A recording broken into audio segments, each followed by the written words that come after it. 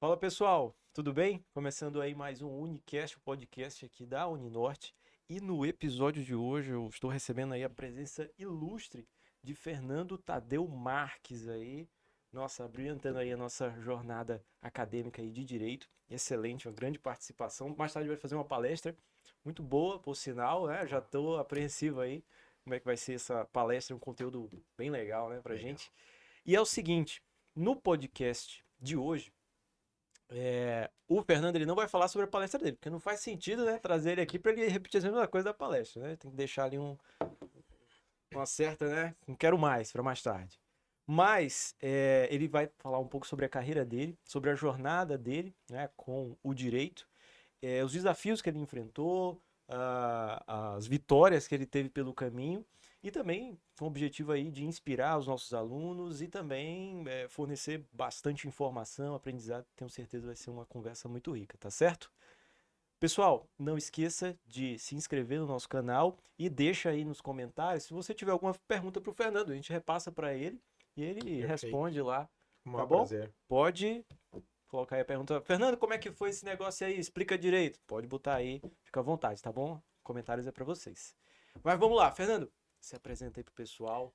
Quem é você? Vamos lá, pessoal, vamos lá. Primeiro, inicialmente quero agradecer imensamente o convite ao professor Ícaro, ao professor Juliano, ao professor Ricardo, a todos pela generosidade comigo, a acolhida que foi maravilhosa durante todo esse período que cá estou. E eu sou advogado, criminalista, sou professor, um batalhador. Acho que eu poderia me Legal. definir dessa forma, como muitos brasileiros, né? É, com certeza. Bom, e eu, seu host aí, Leonardo Bandeira, professor aqui da instituição, você já é com raiva de tanto me apresentar aqui. Então eu vou cortar essa parte e vamos logo pro que interessa. É o seguinte, sempre que vem alguém aqui participar de alguma palestra, e eu tenho a oportunidade de bater um papo aqui no podcast, eu gosto de perguntar por que essa pessoa escolheu, né, essa área aí da vida, estudar essa área aí. E eu queria saber por que você escolheu direito? Legal, vamos lá. É uma pergunta que eu vou responder de forma relativamente simples, mas que exige uma complexidade grande, porque são vários fatores, né? Sim. Eu venho de uma família humilde, acho que como a maior parte dos brasileiros. E quando pensei em fazer um curso de direito, tive a oportunidade, eu logo pensei no curso de direito porque sabia já da diversidade e também da diversidade de áreas, carreiras, Uhum, e eu gostava da figura, né, de quem trabalha com o direito. Então tinha uma admiração, por exemplo, pelos delegados de polícia, uhum. promotores, juízes, advogados, e até quando entrei na faculdade, entrei com a vontade talvez de ser ali delegado de polícia. Legal. Mas antes de pensar na carreira, o porquê o direito? Então vem de uma origem humilde, onde eu, durante uma boa parte da minha vida, eu assisti pessoas não serem assistidas. Eu verifiquei e olhava isso e percebia que muitas vezes as pessoas não conseguiam acessar os seus direitos, primeiro porque não tinham o menor conhecimento. Então, isso me movia, isso foi o que me moveu. Então, a minha chegada aos bancos acadêmicos fez com que eu observasse as carreiras e, pensando nessa perspectiva, eu logo detectei que a advocacia seria onde eu poderia fazer mais. Não que fosse uma carreira é, com garantias, por exemplo, de recebimentos, né? Diferente de uma carreira pública, que Uhum. você tem ali um bom salário. Eu sabia que ia ser um pouco mais difícil, mas eu não conseguia me enxergar em outra carreira quando eu comecei o curso, a não ser na advocacia. Que legal. Que legal. Isso foi, acho que, o que me moveu de fato. E são raros os alunos que já no início da advocacia querem, no início da graduação, né, querem a advocacia. Eu digo isso por experiência própria. Eu dou aula para os primeiros períodos, né?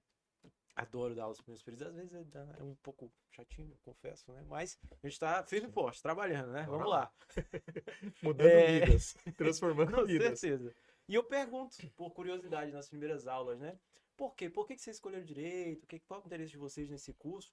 E a maioria quer concurso público e quer as Exato. carreiras assim, nossa, assim, acho que uns 20% quer ser juiz. Já levanta a mão direto, quero ser Na juiz, quero hora. fazer justiça e tal. E pouquíssimos dizem que querem ser advogados. Assim, raríssimo, raríssimo. Eu fico. E eu observo essa situação que com o passar dos anos, né, os períodos vão avançando, e quando chega pro finalzinho do curso, Nossa, faz a mesma um pouco. pergunta, já muda, né?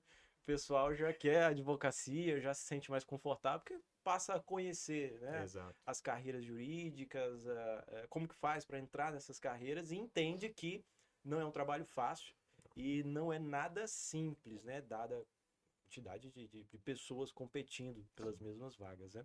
Muito interessante esse ponto. Eu, particularmente, quando iniciei, já tinha uma ideia de ser advogado, assim. Eu sempre achava legal, gostava. Meus colegas, assim, que Como absurdo. assim, é? Como assim? Fazer direito? Tem acho que alguns pontos relevantes por que que elas mudam? Eu vou fazer uma parte aqui, né? Juridicamente falando, eu vou fazer uma parte. Por que que elas mudam, Sim. Fernando? Porque elas muitas vezes vão ter contato com a realidade. Então vai fazer um estágio no Ministério Público, vai fazer um estágio com um magistrado, vai fazer um estágio com um defensor. Então ela percebe que o dinheiro, isso é Uhum. uma questão bastante Uhum. importante.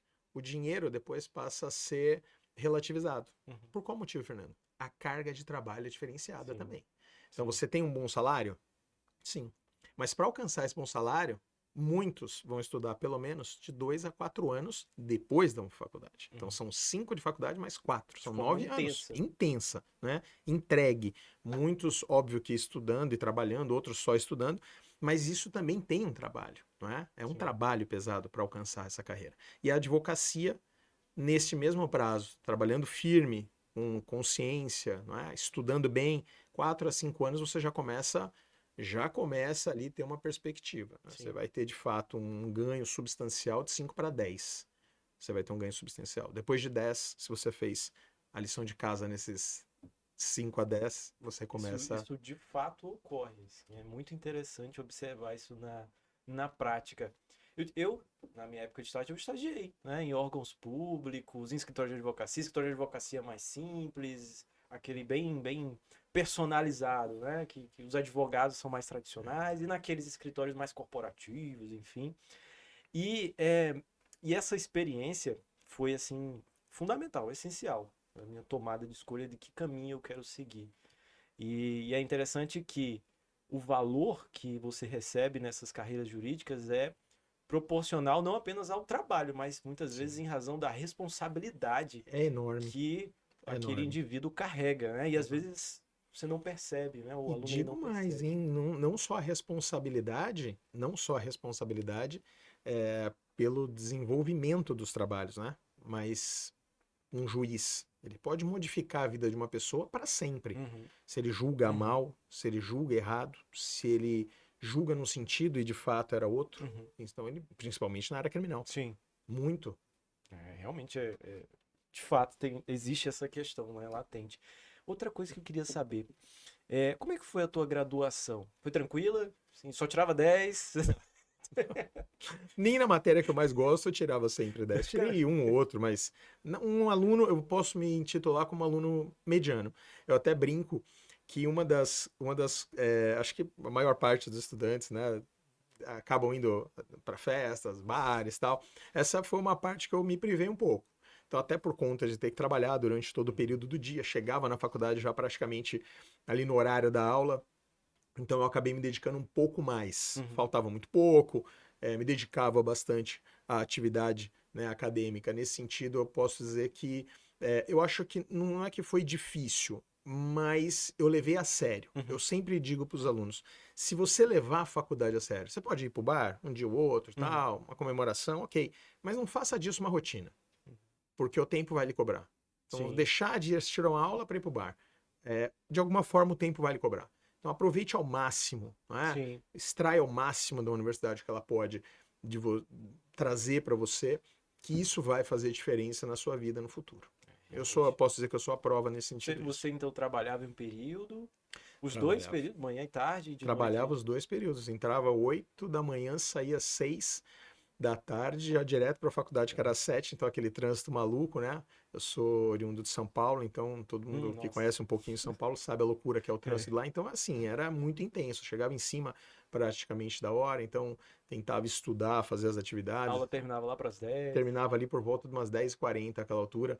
E E engraçado que uma das coisas que fez diferença também foi fazer o estágio. Naquela altura, não era obrigatório o estágio. Não era, era um pouco diferente a legislação de hoje. Então, o estágio se resumiria você fazer peças lá na faculdade, você podia juntar essa peça e ali seria uma atividade. Diferente de hoje, que a legislação é completamente diferente e exige que, de fato, você vai lá e faça uma atividade. Então, não tive a oportunidade de fazer estágio. Eu não fiz estágio durante a faculdade, como as pessoas regularmente fazem, porque eu precisava trabalhar. Então, nenhum estágio àquela altura pagava o que o meu trabalho pagava. E não era lá grande coisa. Né? Você trabalhava com o quê? Eu trabalhei com várias coisas, na verdade. Eu trabalhei o maior período, acho que durante a faculdade, foi em uma editora. Uma editora na parte administrativa barra jurídica. Ali que eu me situava como assistente administrativo barra jurídico e estava ali. E fiz outras coisas ao longo desse período. Porém, nenhuma ligada diretamente, não é, com uma atividade, um estágio poderia me propiciar. E certamente teria feito a diferença. Então, isso aqui é uma peculiaridade que eu falo para os alunos. Não existe desculpa. E não existe almoço grátis. Não existe. Então, muitas vezes, no quarto ano, nos 2 últimos períodos, eu saía da faculdade 10h30, 10h40, eu ia voluntário para uma delegacia e ficava na delegacia fazendo estágio até 2 da manhã. Isso eu fiz durante um ano. Para poder ter um contato mínimo com a prática. Né? E isso me ajudou também a definir o que já estava no meu coração, que era a área criminal. Ali foi determinante. Já era algo que eu buscaria. E escolhi a área criminal, muito provavelmente porque tive professores que me influenciaram bastante. Bons professores, todos muito bons. Mas os de direito penal assim, eram apaixonantes. A forma com que eles lecionavam. E ali nesse momento nasce a minha vontade de ser professor. Então, logo eu tive direito penal desde o primeiro semestre. Então, assim, no segundo semestre eu já comecei a pensar. Eu quero estar onde esse professor está. Eu quero estar ali na frente, ensinando e tal. Mas, óbvio, morria de vergonha de fazer uma apresentação, você imagina. Eu ficava pensando, como que eu vou ser professor se eu tremia para falar para, sei lá, 50 pessoas, 60 pessoas na minha sala? Era algo que me afligia também. Mas, de certa forma, estava no meu coração. E ali foi um dos pontos também que foi determinante para que eu pudesse depois trilhar esse caminho que eu trilhei. Legal, é interessante o impacto que força de vontade, o trabalho, né, tem nas nossas vidas. E é interessante o teu relato porque essa é a realidade de muitos alunos no Brasil. E aqui na instituição, eu dou aula no período noturno e eu observo que alguns alunos eles chegam ali em cima da hora e tal, ainda chegam naquela carga, né? Aquela euforia ainda, né? Euforia vindo do trânsito, do trabalho. E muitas vezes eles pedem até desculpa, professor, cheguei hoje de cabeça. Hoje lá no trabalho não foi fácil, mas eu fiz aí o que deu melhor. Estou aqui, que é o importante, estou aqui. E aí eu tento sempre olhar o lado deles, também a perspectiva deles, né? Caramba, que esforço, né? Essa pessoa tem e a responsabilidade que eu tenho, né? Sim. Porque essa pessoa poderia ter ido para casa, descansar, né? Depois de um dia longo de trabalho, duro, e ela veio aqui me escutar. Né? O professor, nesse caso, ele tem uma importância ímpar. Né? Ele pode, com um gesto ali, dar um gás para aquela pessoa para ela falar. Fiz muito bem de ter vindo para a faculdade e não ter ido para minha casa para descansar. Isso é uma coisa que eu penso muito, né? Assim, quando eu saio de uma aula que caramba, essa aula eu consegui, eu dei meu melhor e tal, e eu saio feliz, não pela aula em si que eu dei, que eu fiz o melhor, que eu pesquisei, eu me aprofundei, enfim, mas pelos meus alunos, sabe? Eles de fato vão poder tirar um proveito daquela aula, sabe? Não foi em vão a vinda deles para a faculdade. Eu acho isso interessantíssimo. Perfeito. Cara, você teve um período no exterior, estudando no exterior. Olha, caramba, essa parte eu achei, quando eu abri teu LinkedIn, né? Abri teu LinkedIn. Legal. Pra fazer a pauta, né? Rapaz, ele estudou. Rapaz, como é que foi isso aqui, né? E aí eu coloquei aqui por curiosidade minha. Eu já tô fazendo a pergunta logo para não ter problema, Legal. não ficar de fora, né? Legal. Como é que foi isso? Como é que foi esse período no exterior? Foi muito legal. E eu tento motivar ao máximo os alunos a 2 coisas. Uma, pesquisa. É muito importante. Produzir um artigo científico, de alguma forma você tentar, né, escrever, porque escreve bem quem lê. Então, se você consegue influenciar ele a escrever, porque muito provavelmente, minimamente, ele vai ler. tá? Para poder escrever, ainda que não seja um grande texto, e você vai ali a quatro mãos junto com ele ajudando e tal. E ali começou essa conversa numa universidade, eu comecei a pensar, né, a trajetória, a gente passou por alguns ciclos, na verdade, na docência, né? Você tinha que ser especialista, no mínimo. Uma pós-graduação lato sensu. Aí depois passou a exigir que você tivesse mestrado. Depois passou a exigir que você tivesse doutorado. E assim vão os ciclos, né, que o MEC vai direcionando ali a carreira. E nós chegamos a um ponto que tem dois fatores hoje que são determinantes. Hoje não, já faz um tempo já, que são determinantes. Um é escrever. O professor, ele sendo pesquisador ou não, ele não pode se acomodar. Sim. Eu vi muitos professores dizendo assim, mas eu não sou pesquisador, eu não ganho para isso. Eu, particularmente, nunca fui pesquisador de uma universidade. Não ganhei para ser pesquisador, mas pesquisava, escrevia, buscava, porque eu achava interessante. E isso fez diferença na minha vida. Fez diferença na minha vida na advocacia, fez diferença na docência demais. Então eu comecei a ver algumas oportunidades, conversar com algumas pessoas e vi que era possível. Eu já olhava para trás e falei, o filho de um pintor, pedreiro, filho de uma costureira, chegou até aqui, né? Por quê? Eu não posso sonhar um pouquinho mais alto. E aí comecei com algumas participações em congresso, onde a gente oferecia lá um texto. Na América Latina, Chile algumas vezes, fui uma vez, aí fui tomando gosto. O Chile foi onde eu me aproximei mais, acho que umas 3 ou 4 vezes, talvez, acho no Chile, Uruguai, e ali Argentina, ali começou a coisa ir ganhando corpo. E aí abriu um espaço num congresso internacional em Portugal. Então, com a ajuda de alguns organismos, consegui um financiamento, um me ajudou, o outro me ajudou, um pouco de grana própria mesmo também, fui lá investir, e fui participar de um congresso em Portugal. No ano seguinte desse congresso em Portugal, conheci várias pessoas, comecei a ver possibilidades. E aí apareceu um curso na Alemanha, na Universidade de Göttingen, que é uma cidade universitária, que é uma instituição maravilhosa, interessantíssima, e abriu um curso com a possibilidade de você assistir aulas em espanhol, inglês, e o alemão não era obrigatório. Cidade a 1 hora de trem de Frankfurt. E aí me inscrevi, consegui, paguei, não era barato. Hoje acredito que seria algo em torno de uns 5 mil reais, eu acho, o curso. E fiquei lá esse período. Nessa oportunidade eu tive aula com o Klaus Roxin. Nossa. Nesse período eu tive aula com Sebastian Schirer. Nossa. Neste período eu tive aula com Caiambos, que foi presidente do Tribunal Penal Internacional, né? Então, assim, tive contato, Robert Alex, tive aula com ele também. Então, assim, Jorge Figueiredo, de Portugal. Então, assim, para mim foi uma coisa maravilhosa. E eu imaginava que era algo impossível. Quando eu vi que dava para fazer, pagar, tal, fiz ali minhas contas, falei, é possível, fui. Foi uma das experiências mais maravilhosas que eu tive na minha vida na docência. Foi a maior. Como escritor, como pesquisador, como advogado, professor, foi a maior. Então, assim, eu acredito bastante na questão da sinergia, né? Os fatores que vão se pondo ali, você vai, de alguma forma, tentando fazer o teu melhor, de alguma forma você vai buscando ali as oportunidades e elas vão acontecendo. Então, essa experiência foi maravilhosa. Estudei na Alemanha esse período. Depois, em Portugal, fiz mais algumas participações. Fiquei lá durante um período. E nesse período que eu ia e voltava, participei como coordenador de mesa de artigos científicos, apresentava também. Então, foram várias oportunidades que depois me renderam agora, depois que concluí o doutorado, a possibilidade de fazer o pós-doutorado lá. Nossa, que legal, cara. Assim, muito legal, pelo IGC em Coimbra, que é um braço dentro da faculdade de Coimbra, que é maravilhosa. Como que é essa experiência, assim?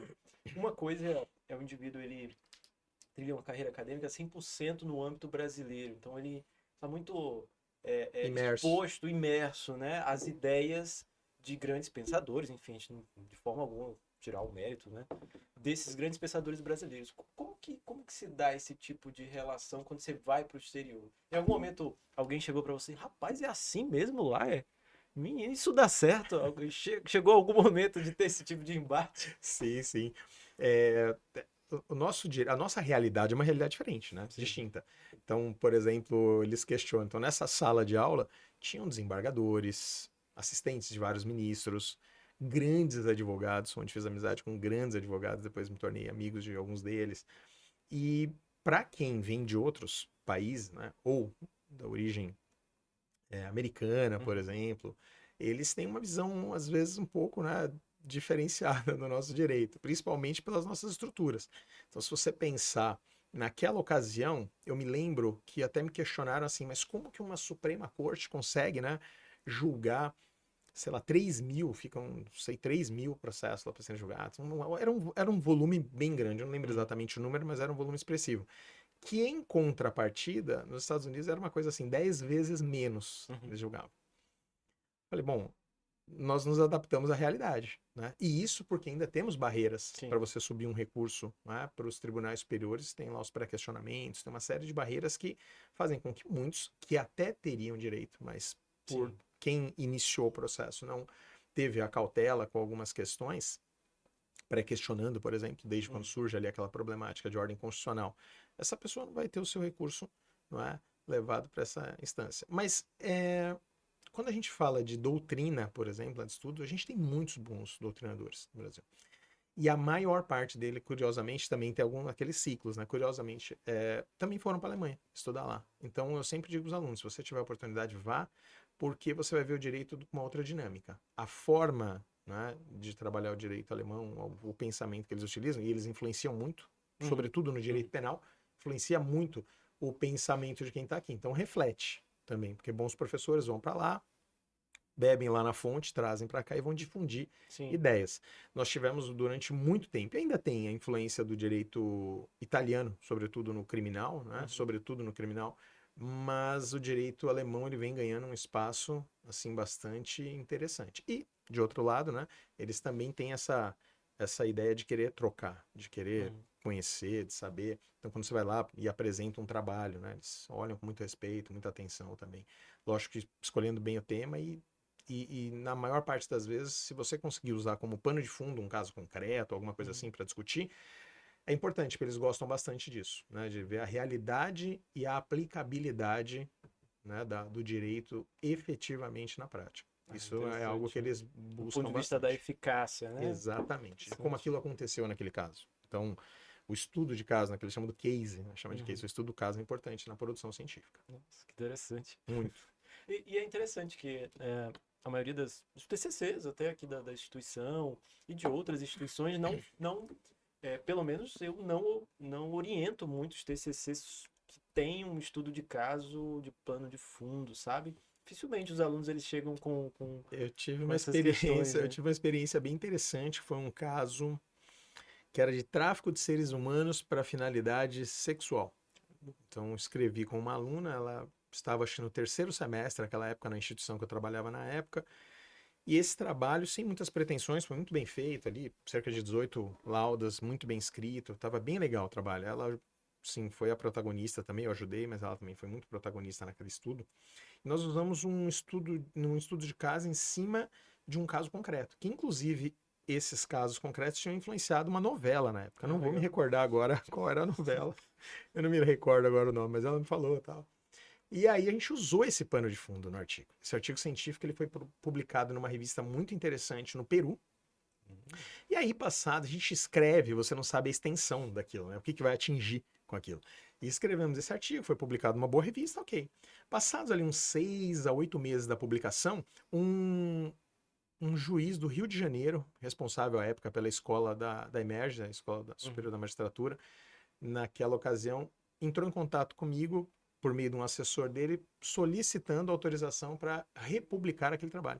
Porque eles tinham tido contato por meio dessa revista, gostaram do tema e tal, e gostariam de republicar. Então, assim, a gente escreve, não sabe, não é? Depois de escrito, bem feito, muito responsável, a gente não tem a noção da extensão disso. Esse é um exemplo. É um bom exemplo. Às vezes eu escuto de alguns alunos, professor, legal essa ideia e tal, muito legal isso aqui que a gente tá desenvolvendo, mas será que alguém vai ler? Será que alguém vai se interessar sobre essa questão aqui?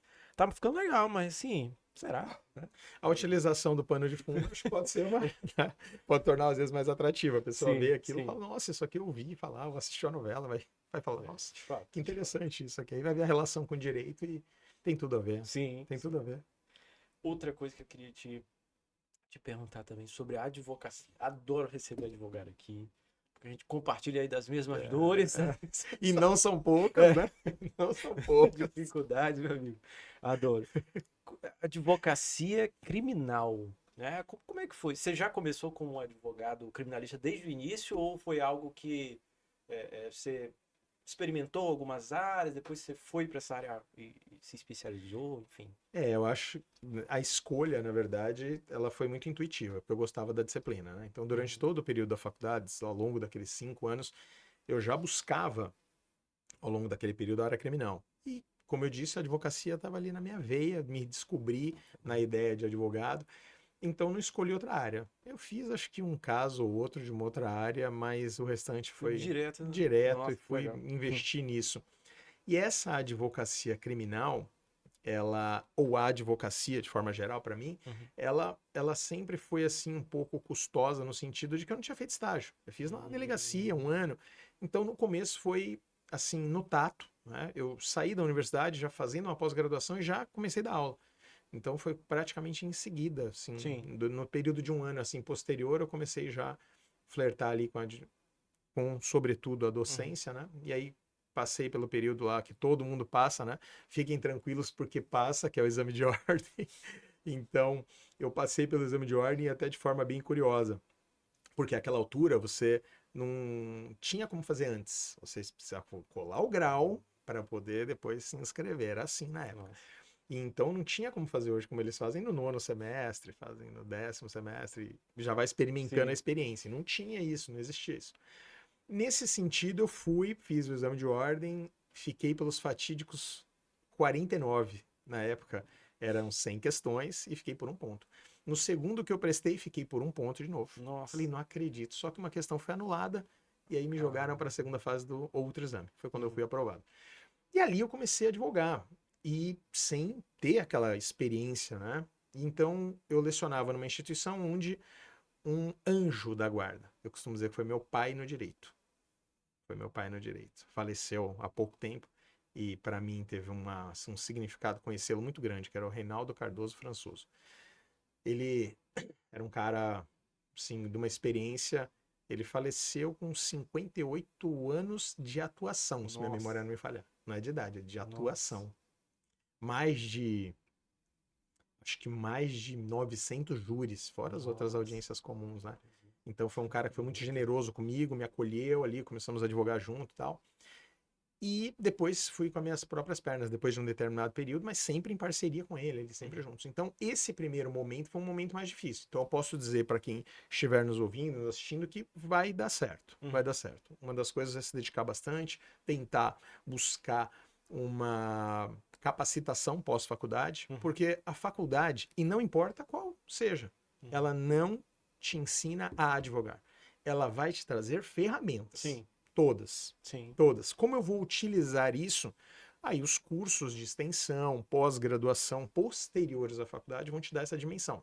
Lógico, se você fez um estágio no escritório de advocacia criminal, você já está bem à frente. Sim. Mas se não fiz, existem cursos que vão trazer essas ferramentas, ou pelo menos organizar as ferramentas que a faculdade lhe deu, para que você possa trabalhar na advocacia. Então, falo de captação, como eu procuro meu Sim. primeiro cliente, né?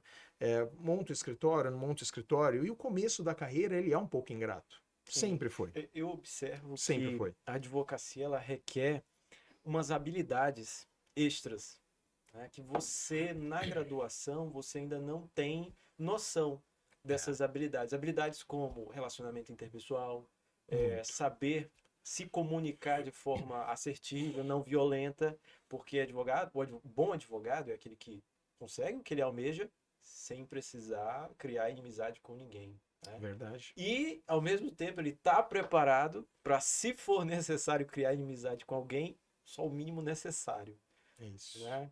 E Ele não precisa sair rolando com a parte exato, adversa. esse equilíbrio, ele demora. Assim, não tem jeito, ele demora para você conseguir alcançar. Só depois de muita observação, de muita experiência, experiências ruins, Sim, infelizmente, sim. que você começa então se eu atuar dessa forma, então se eu dosar, né, a minha fala nesse momento, pelo menos nessa parte inicial, eu acho que eu consigo me comunicar melhor com outra parte, enfim. Entender que o processo em que pese terem partes, se você pensa a outra parte não como um adversário, Exato. você pode vir a ter um êxito muito grande, né? Eu costumo E dizer... é uma lógica que às vezes não é muito óbvia. Entende? Sim, Não é sim. muito óbvio. Eu tenho um livro para quem gosta de estudar, isso serve para qualquer... Tem um ponto, em primeiro lugar, tem uma frase que eu gosto bastante, que ela diz o seguinte, que vai de encontro com o que você está dizendo. A natureza, ela não dá saltos. A natureza, ela não dá saltos. Existe um começo e um meio e um fim para essa trajetória acontecer. Ela não vai acontecer por acaso. Não vai. Fruto de esforço, dedicação, experiência, Sim. boas ou não, você vai passar por essa trajetória. E vai chegar onde você precisa chegar. Desde que você faça ali tudo, né? Equalizando tudo da forma que você tem que fazer ou da melhor forma. Então, essa experiência, ela é produzida ao longo do tempo. Não tem segredo. Não tem segredo. Não tem como. E o advogado início de carreira, ele tende a se comparar muito com advogados que têm mais experiência, que Sim, já estão há mais muito, tempo atuando, se compara muito e tende a ter uma certa inferiorização. Mas isso é injusto, né? Sim. Injusto. Tem um estudo que fala da teoria dos jogos. Muito provavelmente Já ouvi teve falar. Muito contato. interessante. Um melhor escritor no penal se chama Alexandre Moraes da Rosa, meu amigo, juiz lá em Santa Catarina. Hoje é auxiliar do ministro Gilmar Mendes. Ele foi o cara que melhor escreveu sobre a teoria dos jogos no processo penal. Então, quando eu falo para os alunos, não tenha ninguém como seu inimigo. O juiz não é seu inimigo, o promotor não é seu inimigo. Ele chama de players, né? Os jogadores. É um jogo. É um grande tabuleiro de xadrez a advocacia. Legal. Cada processo, cada movimentação que você vai fazer na produção de uma prova, ou a forma como você trata, muitas vezes é importante você ter o promotor do seu lado. Porque você consegue acordos. Então, hoje em dia, a gente tem a possibilidade de acordos. O direito penal negocial, né? Eu sempre falo para os alunos, procurem se capacitar nas questões relacionadas à mediação, procurem se capacitar nas questões relacionadas à arbitragem, formas de negociação. Sim. Porque você vai negociar. O advogado, em algum momento, ele vai ter que ser muito combativo, mas ele não precisa ser agressivo, por exemplo. Não precisa. Não. E com técnica, você demonstra de fato que você tem o direito. Né? Aquele que grita muito, aquele que esbraveja muito, muitas vezes, ou aqueles que escrevem muito, né? Você pega uma petição com 30, 40 folhas. Às vezes, para você demonstrar que você tem o direito, você não precisa escrever tanto assim. Então, você precisa estar sempre de olho nesse tabuleiro. É Sim. muito importante. Recomendo essa leitura que serve para todo mundo. Eu escutei um podcast com ele, o Salve Melhor Juízo. Criminal Player, se eu não me engano. Eu Criminal acho Player. que eu escutei um podcast com esse cara. Muito interessante. Ele realmente, é sensacional. A teoria dele é muito interessante porque ela revela o direito na prática, a partir do ponto de vista prático, né? Como as coisas ocorrem na realidade. Na realidade. Despido desses certos dogmas, ideais. Assim, é muito importante, a teoria é muito importante, mas se você não tem esse arcabouço prático... Para advogado é muito interessante essa leitura. Muito importante. Eu recomendo sempre. Sempre. E a docência? Como que você equilibra a tua prática jurídica com a docência? É uma pergunta pessoal, tá? Olha, eu vou dizer para você. É uma das coisas mais maravilhosas você poder lecionar. Você ter a possibilidade de ser professor. Alguns nascem com esse dom. Eu, desde sempre, né, gostava, como disse, desde os bancos acadêmicos, achava interessante aquilo, aquela forma, aquela postura, onde o professor se colocava. E também te gera uma certa autoridade. Então eu olhava aquilo e falava, olha, eu não tenho tanta prática, então eu vou estudar um pouco mais a teoria, vou onde eu puder ali, vou angariando e tentando unir os dois, tanto o aspecto teórico quanto o aspecto prático. E a docência me ajudou bastante nesse sentido. Foram árduos anos aí, né? Indo 17 anos já nessas duas caminhadas, nas duas trilhas. E aí me perguntam, mas é possível conciliar? Eu já cheguei a trabalhar em diversas instituições muito boas, até no mesmo momento, em mais de uma instituição. Hoje eu trabalho só em uma, que é a PUC de Campinas, atualmente, e um curso preparatório. São as duas minhas paixões na docência. Né? A gente consegue influenciar pessoas, ajudar, motivar, e uso as ferramentas da internet, as redes sociais, para proliferar isso de alguma forma. Seja com conteúdo jurídico, seja com conteúdo motivacional, para que as pessoas, de alguma forma, ali tenham... esse gás adicional, porque tem um momento que vai acabar. Eu acho que a docência, eu consegui conciliar junto com a advocacia, porque elas têm uma estreita ligação. Então, o professor, você vai perceber, muito provavelmente você vai lembrar de casos da época que você era acadêmico, ou você vai ver, né, pensando hoje, você vai falar, realmente faz sentido o que ele falou. Aquele professor que é eminentemente, desculpa, eminentemente teórico, não desenvolve a prática, seja em qual carreira for, se ele tem um estilo de aula. Aquele que desenvolve, tem conteúdo e desenvolve a partir da prática, é uma outra dinâmica Sim, de aula. de fato. Então, quando você vai explicar um instituto, é muito difícil eu dar uma aula e não ter um exemplo. É muito difícil depois Eu dou a desse teoria tempo. geral do direito constitucional, introdução de direito. Se eu tirar os exemplos, acabou a aula. Acabou. Eles vão falar, vão dormir, vão acontecer qualquer coisa. Não é que a matéria é chata. É que quando você traz isso para o campo prático, e é o que eu faço todo santo dia na minha carreira como professor. Então eu consigo conciliar isso. Numa produção científica, trazer um caso prático para você discutir, não ficar no campo eminentemente teórico, sabe? Muito maçante. Então, envolvendo a prática, ela me completa como professor. Isso, assim, eu tenho uma visão absolutamente Legal. tranquila dos primeiros anos de docência e olhando agora, a minha aula, na minha opinião, ela não sei se ela melhorou, mas ela se tornou mais dinâmica, né, ao longo da prática. Então, ao longo dessa evolução como advogado, a evolução como professor também foi muito Nossa, que latente, legal. é muito perceptível, porque você utilizar os aspectos práticos, utilizar aquilo que você está, né, dentro do dia a dia ali, nas trincheiras da advocacia criminal para dentro da sala de aula, primeiro que você consegue tornar mais leve, segundo que eles vão passar a olhar a matéria com outros olhos. Até Sim. quem não gosta muito fala, eu não gosto muito de criminal, mas a sua aula é muito legal, tá muito dinâmica, tem ali né, um que a mais ali. Então isso é o que me move para tentar fazer essa junção da advocacia caminhando junto Sim. com a Eu docência. acho mágico aqueles momentos que eles conseguem justamente fazer esse link. Assim, então por isso que é escrito dessa forma, É isso. por isso que as decisões do STF são justamente discutidas nesse sentido e não. Interessante, né? Quando ele consegue fazer essa leitura, tudo Nossa. faz sentido. É aquele momento que ele faz, nossa, De dá fato. aquele Tem, estralo. tem uma aula de conflitos de normas constitucionais. Eu passo a aula inteira apresentando os aspectos gerais da matéria e fecho a aula tratando especificamente de um conflito que foi solucionado pelo STF. Né? Interessantíssimo. E é muito interessante porque, e assim, as matérias que chegam para o STF, por vezes, são muito polêmicas. E essa, em especial, é polêmica. Ninguém briga com ninguém. Ninguém nunca levantou a voz, nunca. Eu discordo. Não, por quê? Porque eles ficam tão imersos, tão focados em compreender aquele raciocínio. E quando eu chego com um exemplo ao final, eles conseguem fazer essa correlação e conseguem fazer aquele desmembramento e tal, que eles sacam, né? Então a técnica é essa. Então, se eu quiser discordar disso, seria interessante eu utilizar a mesma técnica, É então. isso. Nossa. E aí faz sentido porque a gente volta para aquele ponto. Ele não precisa bravejar. Ele tem a noção teórica, ele consegue analisar o caso prático. Até por isso, na docência, eu trabalho bastante com estudo de caso. Então, não só na aula.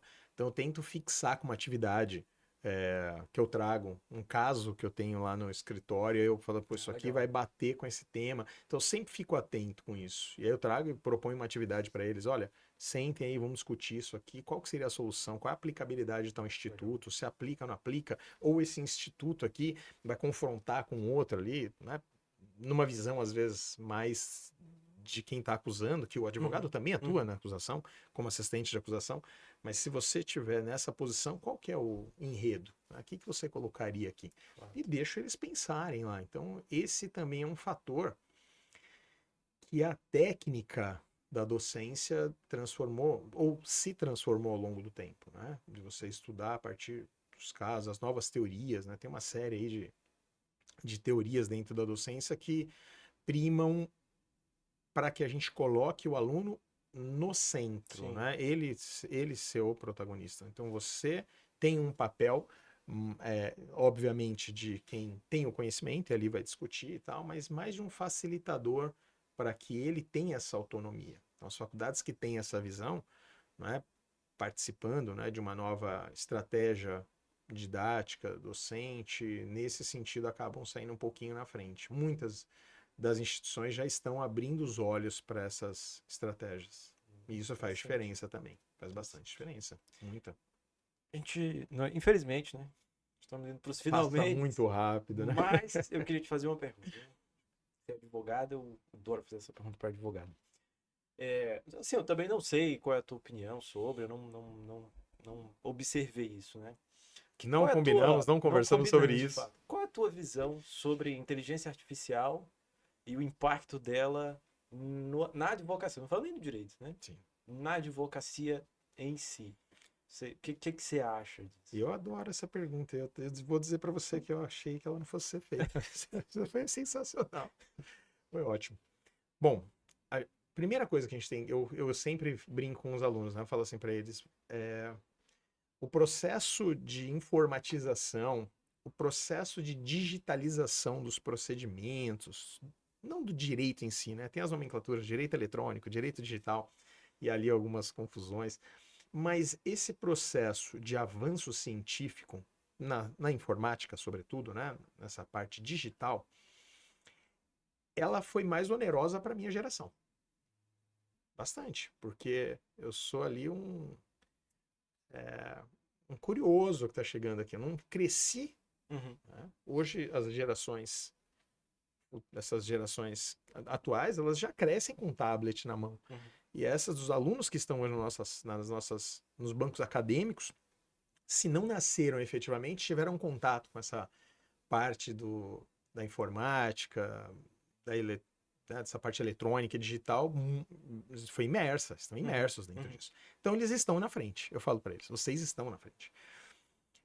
Eu não acredito que a inteligência artificial ela vá tomar o lugar do advogado. Não.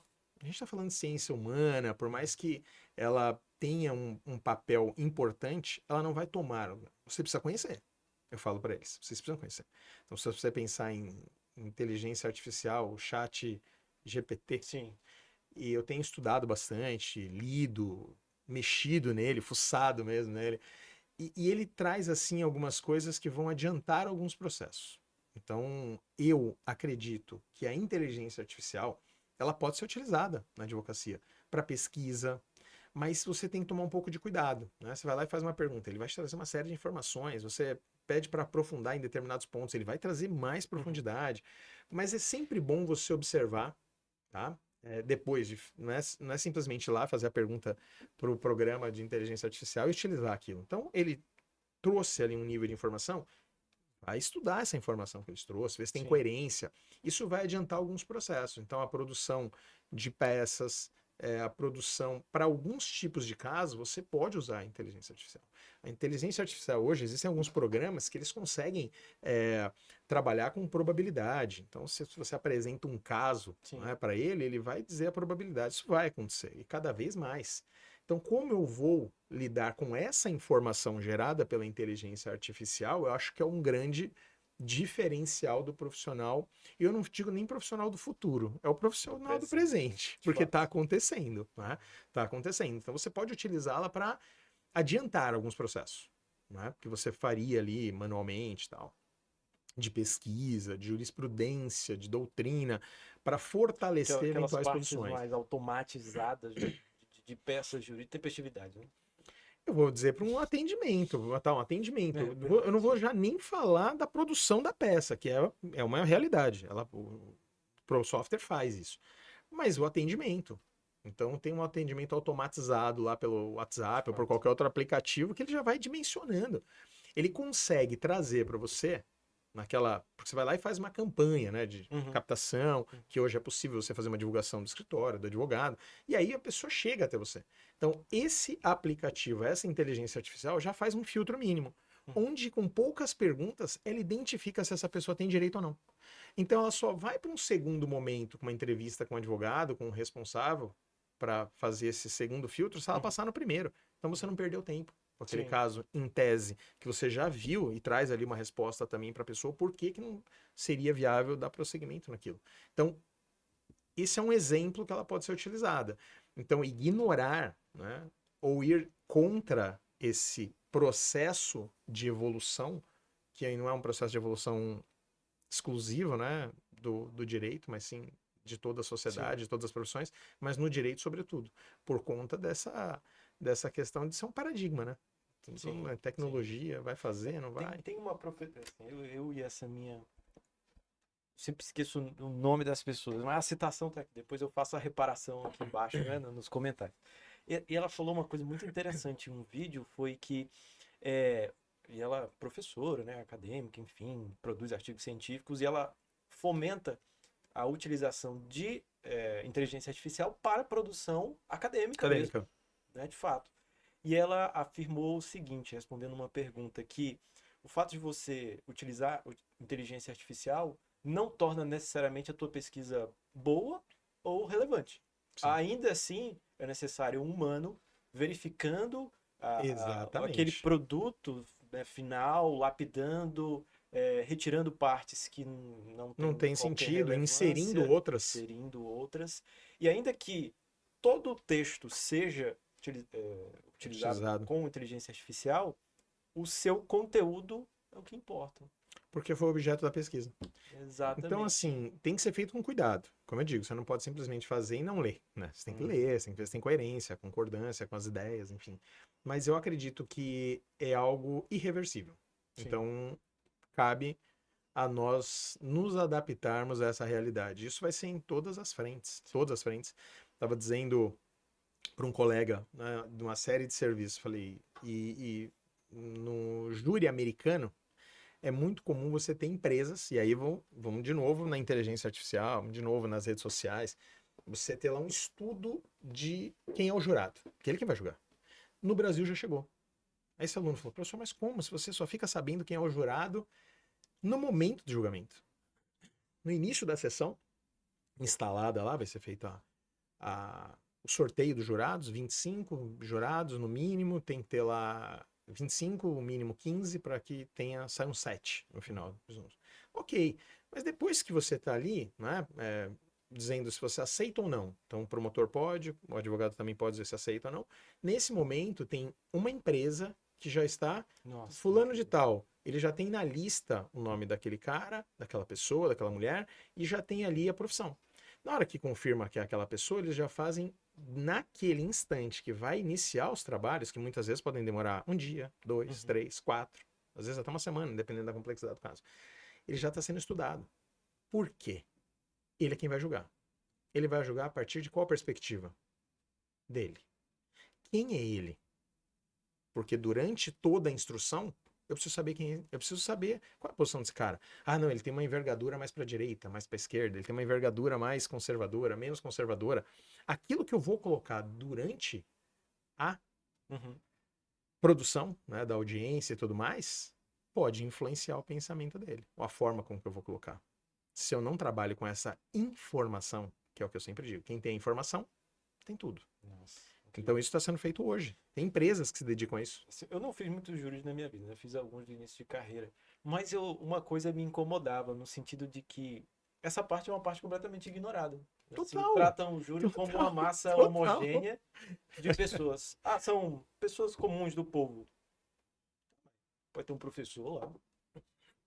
Uma dona de casa, um professor, um policial, um advogado. A dona de casa pode ser dona de casa hoje. Talvez ela tenha feito, sei lá, a faculdade, tenha feito alguma coisa, ou nunca tenha feito nenhum um estudo formal na vida, mas sempre gostou de estudar. É uma pessoa esclarecida, entende o mundo ao seu redor, e aí?